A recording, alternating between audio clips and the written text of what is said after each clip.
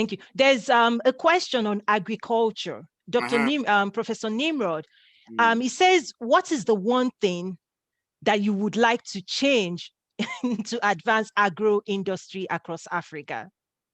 Well, the one thing I would like to do is he's an academic. I think he Mm, understands where we need to industrialize African agriculture so that it becomes more productive and it generates high returns. And certainly, I'm going to get in touch with him so that I can also link him to our Department of Rural Economy and Agriculture so that we work together to ensure that we improve the productivity of the African agricultural sector throughout the continent, because it's key to the development of agro-processing.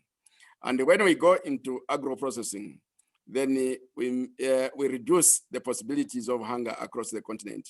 And we can also reach a stage where we stop importing food from the rest of the world, except if you are committed, I mean, you are hooked to, for example, Brazilian beef.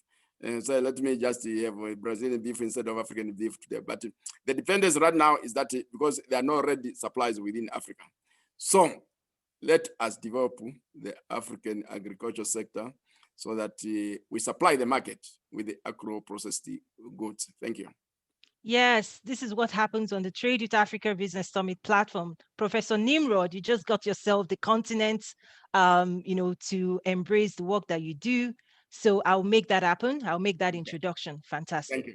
All right. Yes. Okay, sir. I want to move into a space that I'm so passionate about, AGOA. Yes, go ahead. Oh my goodness. I think I can publicly share now the Mm. work I've been doing behind the scene for over 2 years. We've had opportunities from major buyers. I'll just Mm. give a funny example. Mm. But one of the buyer who is a friend of mine was like, Toyin, I hear you talk about trade with Africa. Does Africa have Christmas ornaments? We're ready. We're getting ready to buy for this Christmas season now. I was like, I'll be right back. So, so sir, just very Mm.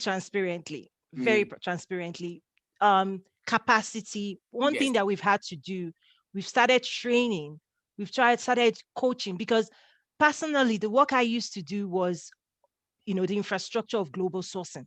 Mm. And a lot of times people talk about, oh, there are middlemen that come into the African market today. They buy raw, they export, and then they push it into the international market. And my challenge to everybody really is if you would like to eliminate the middlemen, you Mm. have to be ready to take on the responsibility and the work Yes. that they do. Mm. Because the international market is not going to change its Mm. standards Mm. for anyone.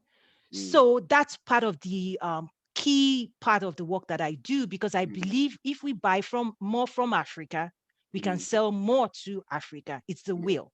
And you've Mm. heard me say that, sir. Mm. So I just want to hear you. Where do we stand with AGOA? Like, how do we accelerate AGOA adoption? you know, I'm just throwing this as an open question, just to hear your thoughts on that topic.